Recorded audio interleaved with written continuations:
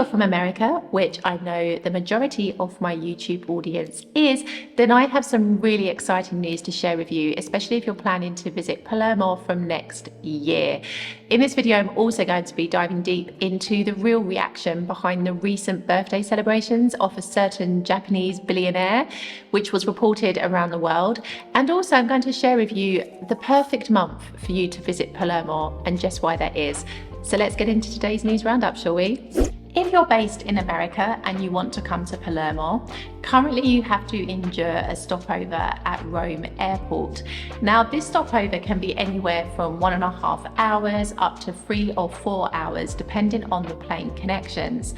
Now, I don't know about you, but personally, I have always avoided stopovers wherever possible because I find them really stressful experiences. You have to be sure that your plane is going to be on time, and if it isn't, you start to feel the pressure that you're going to miss your connections. You've got to move around the airport. It's not an easy experience, but all that is about to change. From June of 2024, there is now going to be a direct flight from JFK Airport in New York through to Palermo. No stopovers anymore. This is fantastic news, and the really good thing about it is that it is due to operate twice a week, leaving JFK Airport on a Monday and a Saturday, and the return flights from Palermo leaving on a Tuesday and a Sunday. So this is expected to be for the entire summer season and is really welcome news. It is operated by the Italian airline Neos, and I'm going to put a link below into the show notes to their international website so that you can have a look at flight prices, timetables, etc.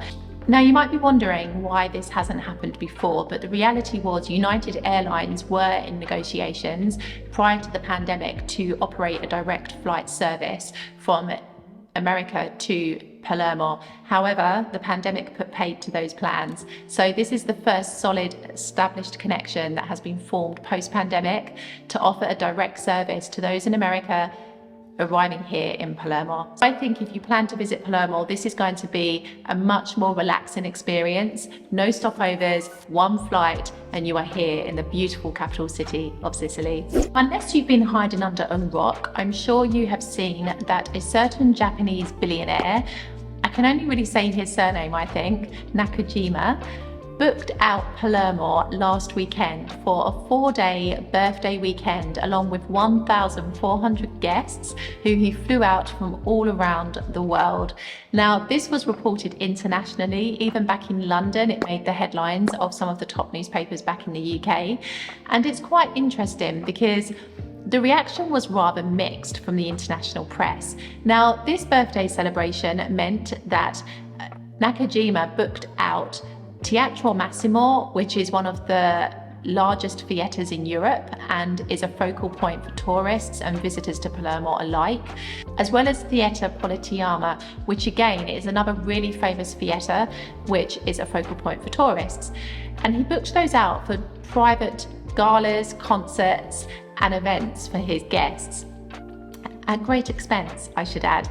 It's rumoured that it was 14,000 euros to book out Theatre Politeama and an estimated 100,000 euros for Theatre Massimo, although that amount hasn't been confirmed.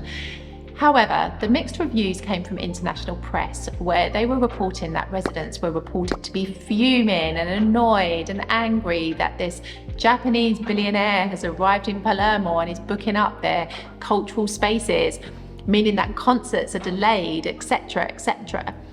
But the reality is somewhat different. Now, there was one person who was a little bit miffed, shall we say, and that was the region's president. The Sicilian president wasn't so happy about the visit because allegedly he found out about it through the media. It wasn't new news. This visit was planned for before COVID and was initially supposed to be celebrating his 70th birthday, but he had to delay the plans by 3 years because of the pandemic. So it ended up being his 73rd birthday that he actually spent here in Palermo. Now, the region's president was citing security issues and he was just a bit of a Debbie Downer, shall we say, about the trip. However, the Palermo mayor was thrilled, really happy, downplayed the security, and even met with him himself to talk about Palermo and Italy in general. Now, where there was a little bit of fake news, I should say, is in the reaction that the newspapers gave about residents here in Palermo. I can tell you firsthand that the majority of people here were absolutely thrilled to have him in our city, not only because of the obvious benefit to the economy and to the tourist industry on a whole, but also because it was an investment into the city. Like, you know, he booked out local coach companies to ferry his guests around. He booked out entire hotels for his guests. You know, he booked local catering services. Like, you know, there was a real investment made into the city and a promise to continue to build the relationship with Palermo as well. And yes, there may have been a few people who were closed-minded and didn't like the idea of somebody coming in and setting this precedent of booking out locations for their own personal use. But the reality is the benefits far outweighed the negative aspects. And the majority of people living here in Palermo felt the same. We have a newspaper here in Palermo called Palermo Today, and literally all the articles to do with his visit were all liked on Facebook. There were no negative faces or angry faces or all of the rest that you usually see on news reports from this newspaper. It was all likes. People were happy. People were happy that he was bringing this attention and highlighting the city as a whole and choosing to come here and not somewhere like New York or London, which, you know, are considered to be perhaps more well-known places to go and celebrate a milestone birthday. So it was a really wonderful thing. And so I want to say, if you read anything negative about residents and their opinions of him being in Palermo, take it with a pinch of salt. Although there were a few people who might have been negative about it, it wasn't the majority opinion. Most people living here were just really honoured to have him in our city, supporting it, investing in it, and ultimately highlighting what an incredible place it is to visit. So don't believe everything you read, that's what I would say. So I think I've come to a definitive conclusion. If you want my personal opinion about when the exact best month is to visit Palermo, I'm now going to say October. October 100%, for a couple of different reasons.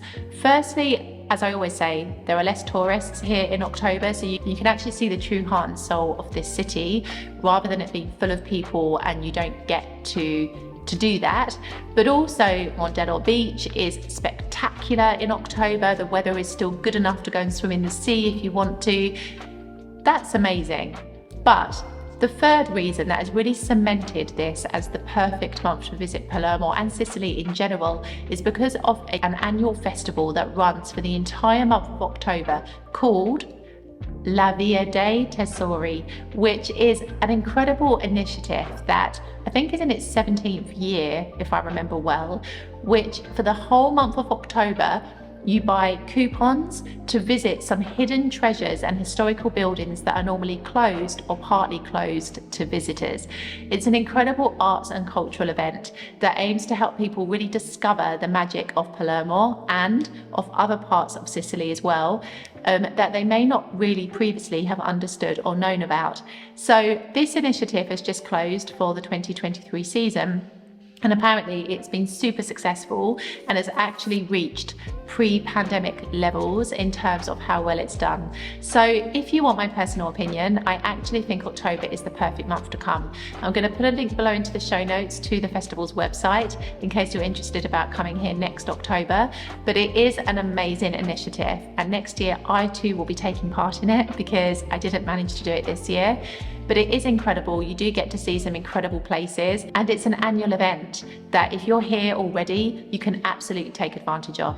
So I hope you've enjoyed this little news catch up from Palermo, some things that I thought might be of interest to you if you're planning to visit here, and just to uncover some things that aren't quite true that are often published about Palermo.